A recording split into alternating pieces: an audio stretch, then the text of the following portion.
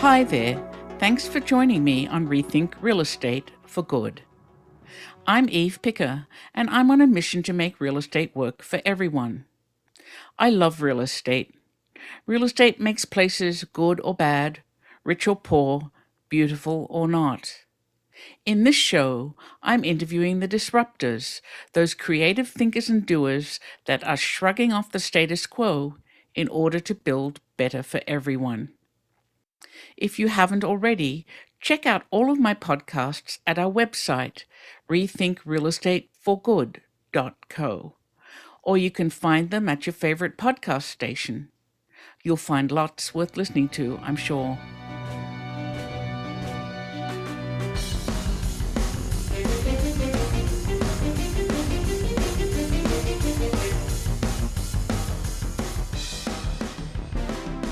Today I'm talking with Pooja Agrawal, the founder of Public Practice, and what a pleasure it is. Trained as an architect and with a background in government, Pooja understands the need for talented architects and planning practitioners in local government, where talent is thin. She co-founded Public Practice to fill that void.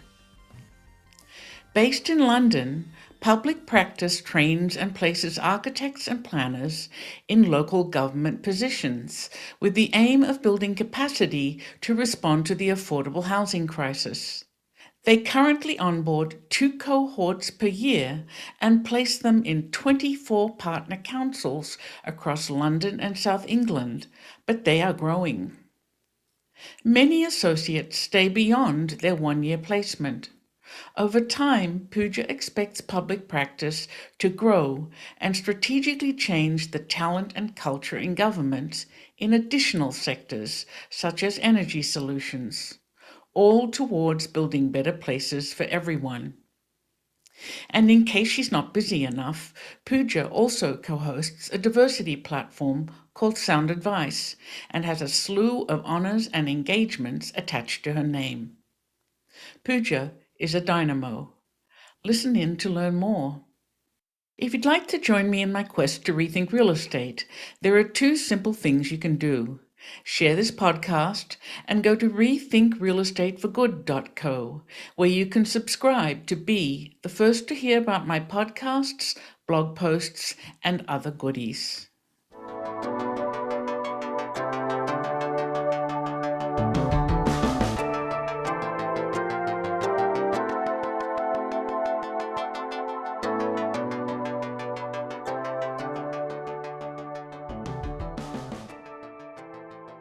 So hello, Pooja. I'm hugely excited to talk to you today. Hi, Eve. Thank you so much for having me. You're an architect by training, but you launched a nonprofit called Public Practice, which I think has a really clear and simple vision. We find, select, and place built environment professionals into local authority teams. I'm just wondering, why did you start Public Practice? Can you take me on that journey? Yeah, absolutely. So you're right. I am an architect by background, and it takes a very long time, I think probably in most places in the world, to become an architect. I guess the things that always attracted me to architecture was the impact it can have on people's lives. And throughout my career, I was always trying to work for places that were sort of pushing what that actually looks like. So I was always interested in looking beyond the building. And I think even when I was studying, there was always that seemed kind of radical at the time. So hold on, why are you talking about what's happening just outside the building? We're interested in the fabric of the building or the form of the building. And I was more interested in the wider context of the places that we were designing these propositional buildings in, or through actual practice. I worked in both New York and in London for a number of years in private practices. And I guess increasingly started to come across some really interesting clients who tended to be public sector clients. And I realized then that I guess actually the clients had some of the really interesting opportunities to shape those places. So I guess as an architect, we were given this remit. We were given, you've got a budget of £300,000 to design this town centre in this place. And I suppose I was asking, hold on, why are we even looking at town centres in the first place? Why is it this particular town centre, and why only £300,000? And I realized actually the people that were making that decision had a lot of power, and there was this really interesting opportunity to be in that position and make change from that side of the table. So I joined the Greater London Authority, which is the equivalent of the city mayor, the Mayor of London. And here that's about 800 people working in organisation.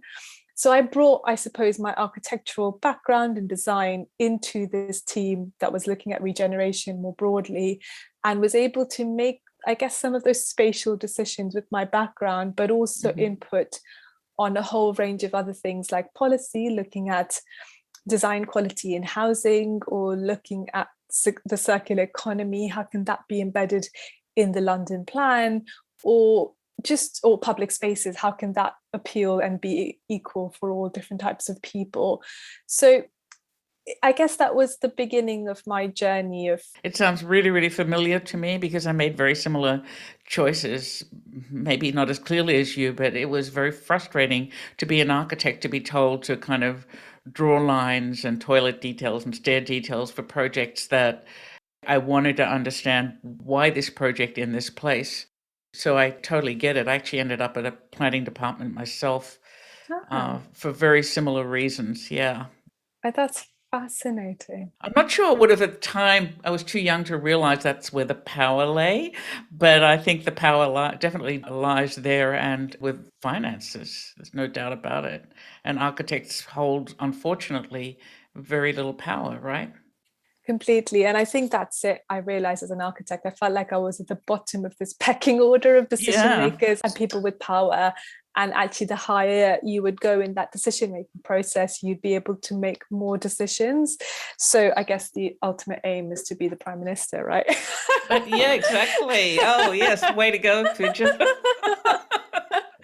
So, the thing that's odd about this is that I think architecture training is probably the best training that you could possibly get. It's like creatives trained to take absolutely nothing and turn it into something.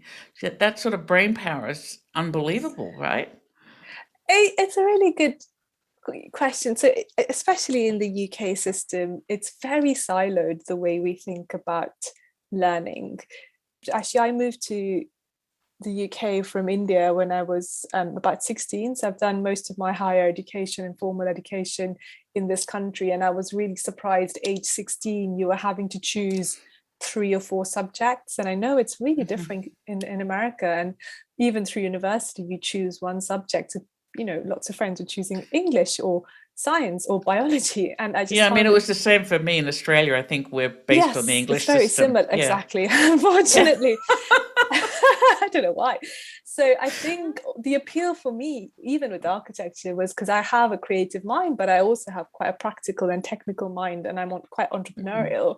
So architecture somehow always was this kind of the most broad education I could have had, and hence choosing architecture. So yes, in many ways, I find it a really interesting training, because you do have so many different parts of your brain are working, and you're trying to think about all of these different complexities. What I felt was missing in my own personal education and training, even in architecture, was the more city making side of things. And I guess that's what I sort of pushed and found myself working in practices or places that were kind of influencing that. And I suppose, I guess going back to where public practice evolved or came from, it was at the Greater London Authority that when I was working there, we work very closely with lots of different partners, including the municipalities. And where I saw places having the most holistic visions or ambitions was where the people were most ambitious, or the places or municipalities that had the people power.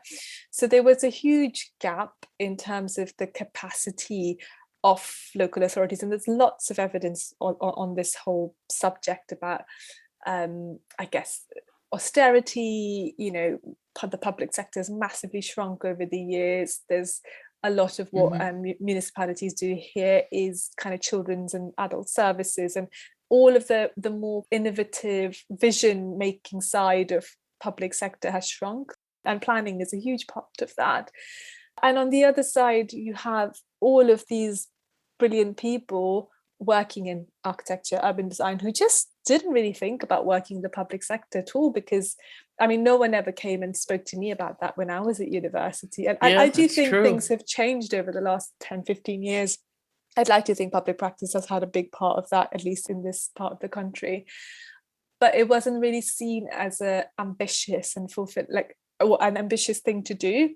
So I suppose, in summary, where public practice emerged or came from, me and a colleague set it up from within the Greater London Authority, but spun it out as an independent organisation. And the whole purpose of public practice is to be able to find those people, attract the most talented people, really advocate for working in the public sector as a really ambitious thing to do. And we place them in the public sector for a variety of different roles that influence places for a year-long programme. That's the kind of core of what we do. And it's a year-long program. It's a specific program. Exactly. So the program itself is a year long, but we have found that most of the people we have placed in the public sector, we're a young organisation, it's only just over 4 years old. Over 90% of the people we've placed have stayed on from that first year. So from the architectural design side, people have found us, it's almost like they're kind of dipping their toes and they're like, oh wait, this is great, and have continued to stay on. And in parallel, these people who, we call them our associates, we put in a cohort of people, so they all start at the same time. So there's, say, 25 people starting on this journey together. We have a whole training program for them that happens in parallel, both in terms of kind of hard knowledge, but also some of the more softer support network that they have with each other that helps them transition into the public sector.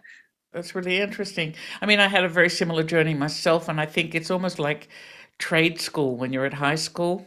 I don't know what you call trade school in England, but the trades, like being a chef or welding or something that isn't a college degree, they just don't talk about them at high school as if there's some lesser way to live your life, right? So it's really interesting. So you're pretty young. How do architects and other built environment professionals find you? So we have really established our brand where we are in London, but in the wider region of this country at the moment. And we really, I think, just advocating for the public sector, we just seem to have really grown our support network over time.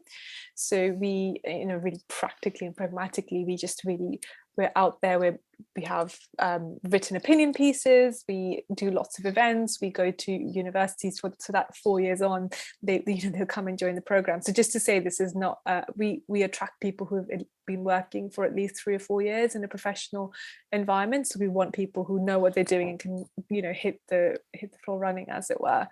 So I guess we've just been able to really build our brand and reputation over time. And when we first started 4 years ago, we were very much focused on design skills and were very much looking at London. But over those last 4 years, what has been quite interesting to see is actually the local authorities are asking us for a whole variety of different skills to be able to impact their places. So, for example, loads of local authorities have committed to being net zero by 2030, but do not have the skills to be able to even envision what that looks like. So they come That's to pretty us. ambitious, yeah.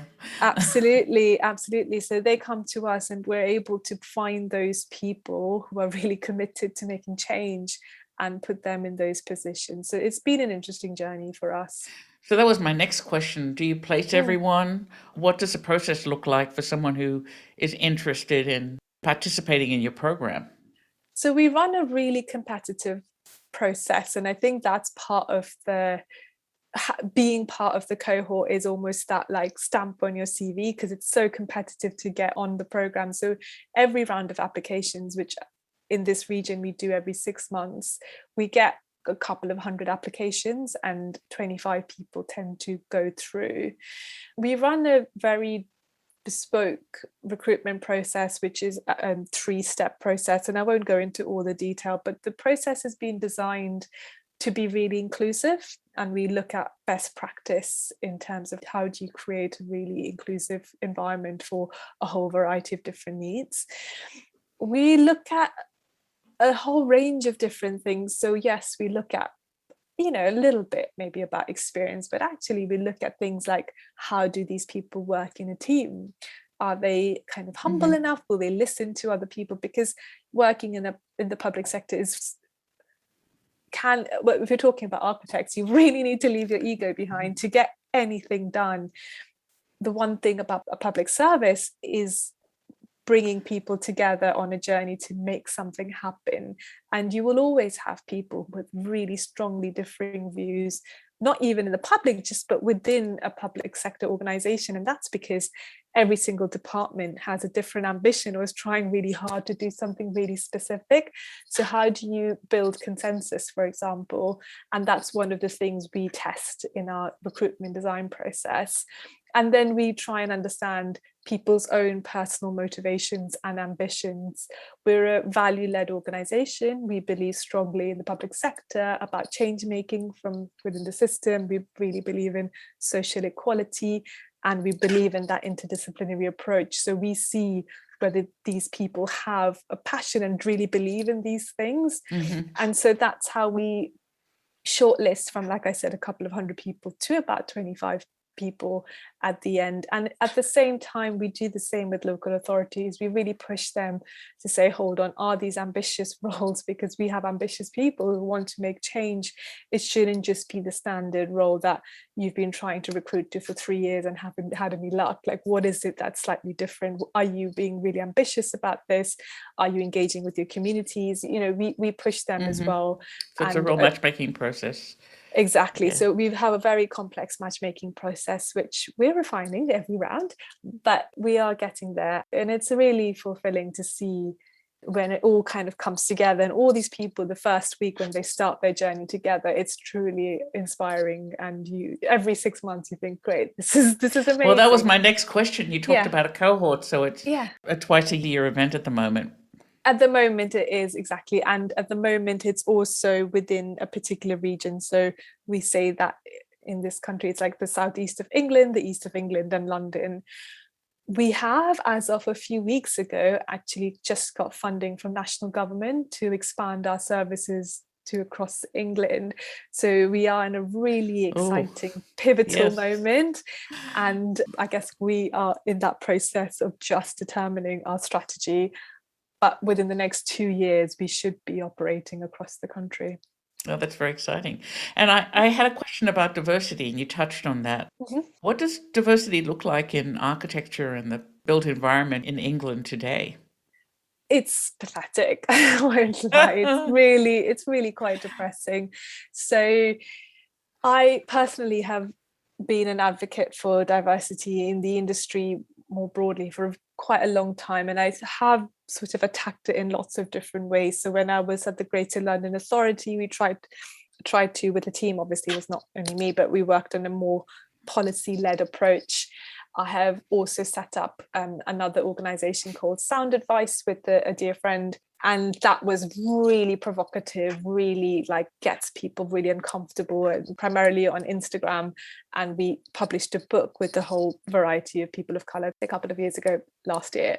So I suppose I've always attacked it in different ways. At public practice, in the last 6 months, actually, since I've come, we've just been trying to break down the data a little bit more and actually seeing where the data gaps are.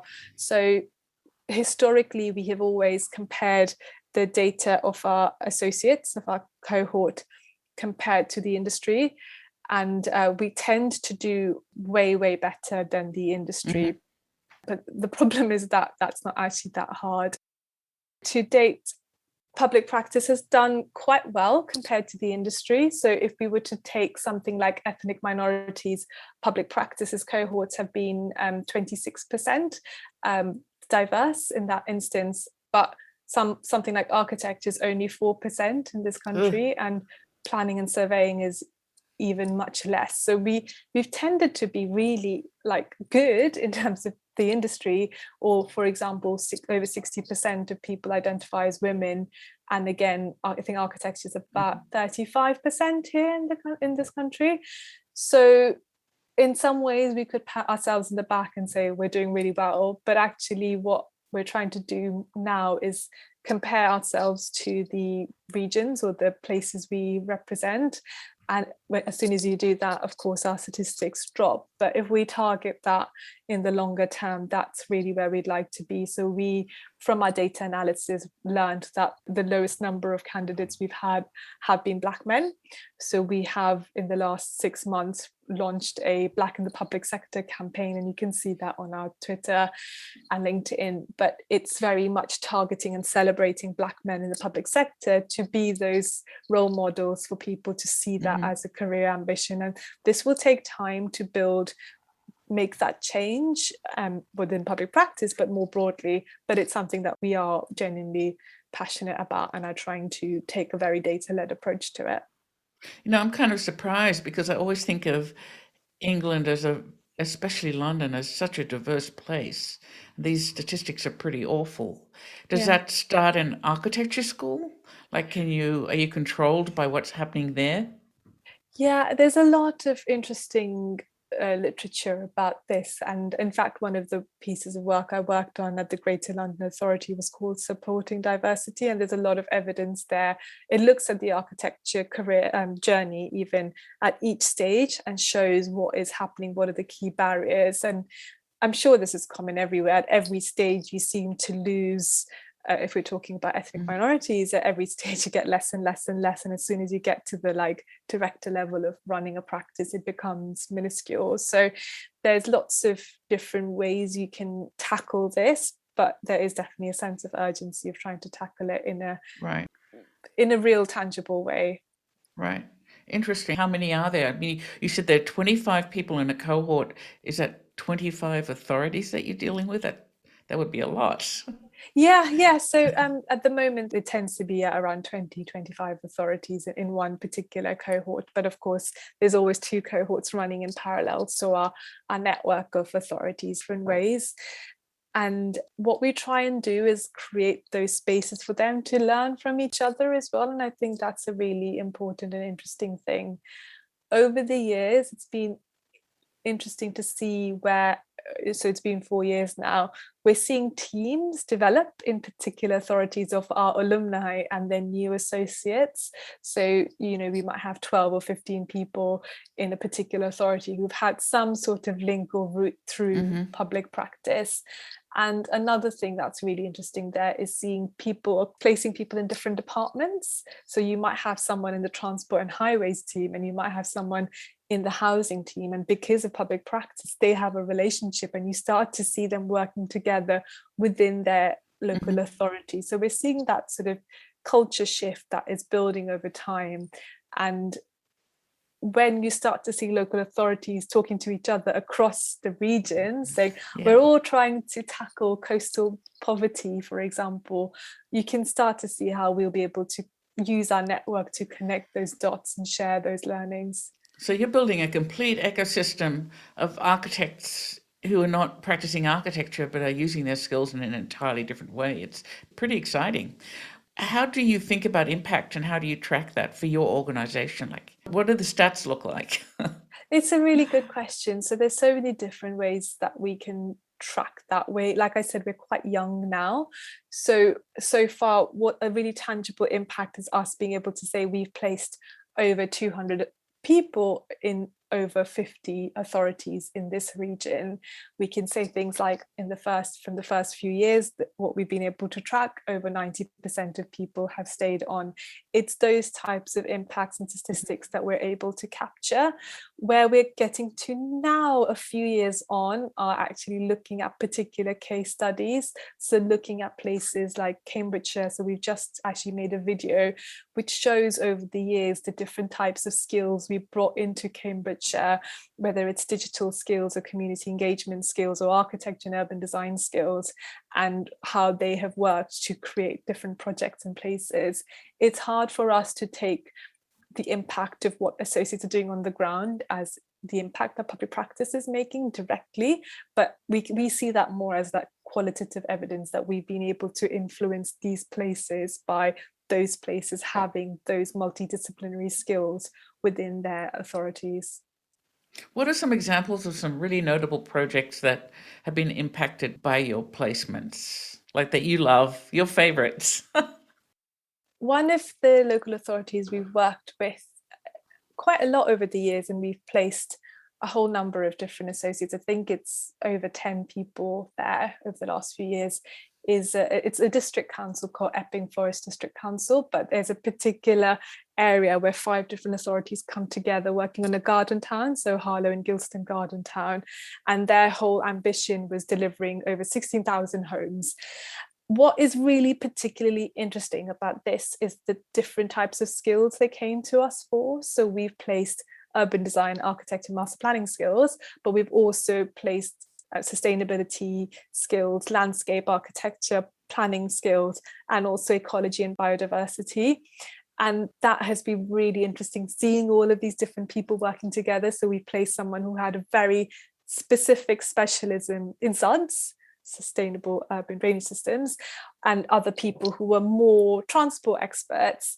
And one of the kind of, I guess, outcomes or products that came out of the work they were doing was a sustainability guidance and checklist. And, you know, these things seem really like, oh, it's another report or a technical thing.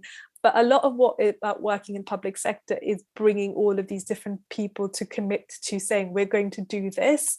And in this document, they've committed to making these different types of changes, or encouraging developers, or encouraging people. These are the things that you actually really pragmatically need to look at if you want to create a sustainable place. So I think that is one, like a more process driven example. I guess another example that springs to mind is a project in Oxford City Council, and I think this speaks quite well to where we've been over the last few years with COVID. So again, we've placed a few associates there with actually more urban design and engagement and actually social enterprise skills there. And with COVID, I guess we were in that position, you know, everyone knows how over the last few years, very weird. really hard, and suddenly you realize the importance of public spaces as a place to actually bring different people together. And when you're not allowed to go inside and have a coffee with a friend, what do you do? So actually a few of our associates worked bringing their different expertise to create a temporary outdoor space, and it's called Broad Meadow.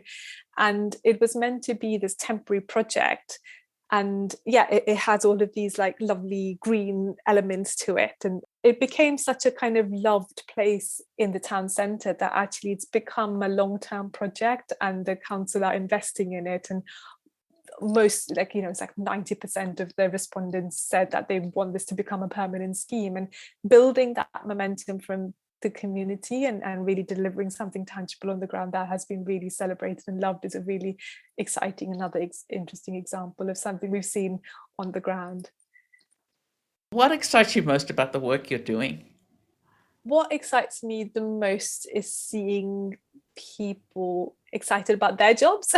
I guess a lot of what I'm doing is bringing all of these people into public sector roles, and I think that almost that first day when people are sort of bright-eyed and thinking, oh, this is going to be a really exciting year, and then tends to be about 4 months in, they're like, oh my god, this is so hard, and so I'm not going to be able to do anything this year. And then 8 months in, they're like, oh, I don't know if I'm going to achieve anything. And then 10 months in, they're like, oh wow, look at this thing, it's happening. And seeing that That's journey, great. That's really great. is really it's really exciting. And now, you know, whenever I go to any built environment architecture planning event, there will be someone from the public practice family that is there.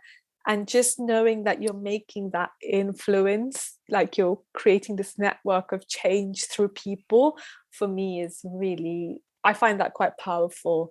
And I sort of this idealist, I do really believe in the public sector and the impact public sector can have if it's designed well, if it's really representative of communities. I do believe that that's where change can come from. So for me, that is seeing that kind of change build over time makes me excited and passionate about what we're trying to do here. So would you say that public practice has met your expectations? Well, nothing ever meets my expectations. Even I'm always trying to improve things. So, So what setting can you do better then? what What can do you we want to do do better? better? It's a good question. So, I guess the first thing would be about measuring our impact better. To be honest, you touched on that already. Like, how can we really capture what we're doing? It sometimes can feel nuanced. Like, how do you capture culture change? That's hard.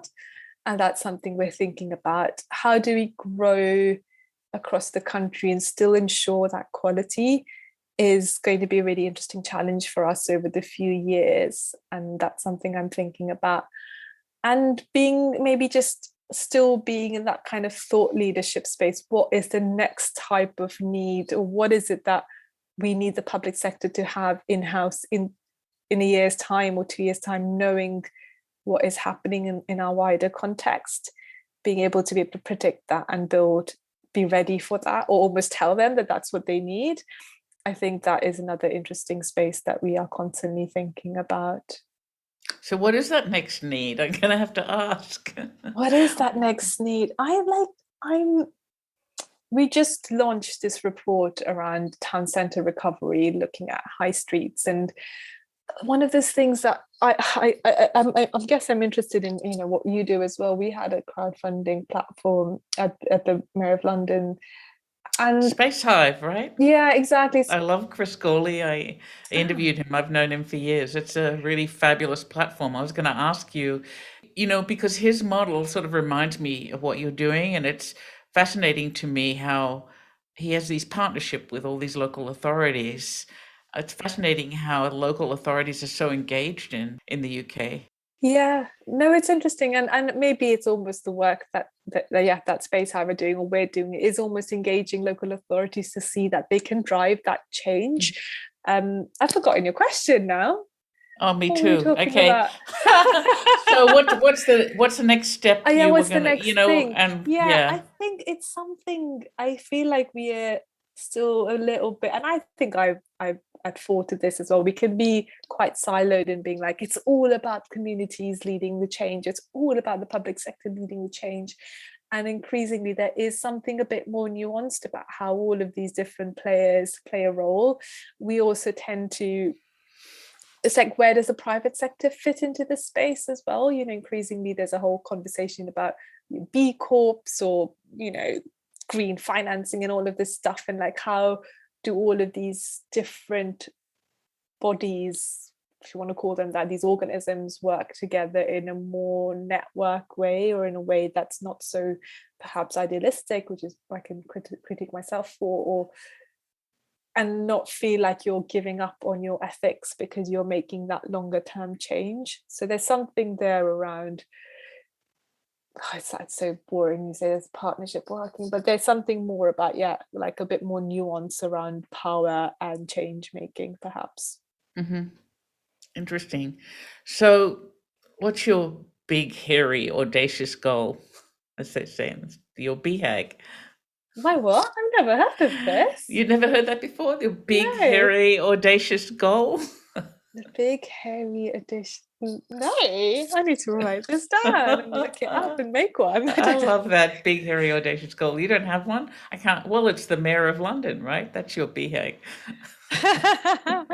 Yeah, sure. Or Prime Minister, we joked about. No, I think that increasingly I feel like we're in this interesting space where it's nice not to be like, this is what I'm going to do in 5 years' time. Actually, especially the people we bring into the public sector, our associates have quite squiggly careers, and I actually find that quite inspiring, that we're finding our way, and through making change you find different opportunities, and it's almost like creating public practice. Mm-hmm. 6 years ago wouldn't have been able to say I'll be CEO of an organization that I'm going to create. Like, who knew that was going to happen? So I guess it's hard for me to predict what it is that's going to capture my imagination next. I have a feeling your mother probably knew, but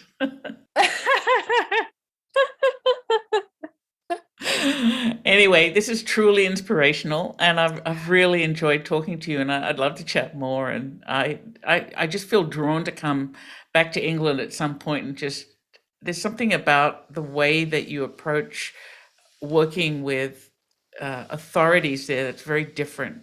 I love what I see with Space Hive and with public practice, and I love that connectivity. It's really interesting. Congratulations. Thank you so much. It's been such a pleasure, and hope. Can't wait to see what happens. Yeah, you'll know. I'll keep you updated. But come and visit. It'll be lovely to meet you properly. Okay, wonderful.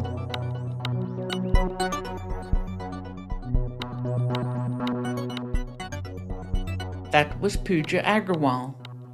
She's an insightful and forceful leader. Trained as an architect and with a background in government, Pooja understands the need for talented architects and planning practitioners in local government, where talent is thin. She's not waiting around for anyone else to fix that problem. She plans to fix it herself.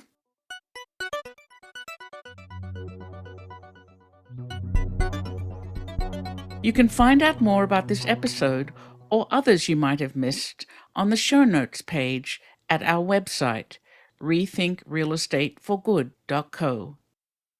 There's lots to listen to there. A special thanks to David Allardyce for his excellent editing of this podcast and original music. And thanks to you for spending your time with me today. We'll talk again soon, but for now, this is Eve Picker signing off to go make some change.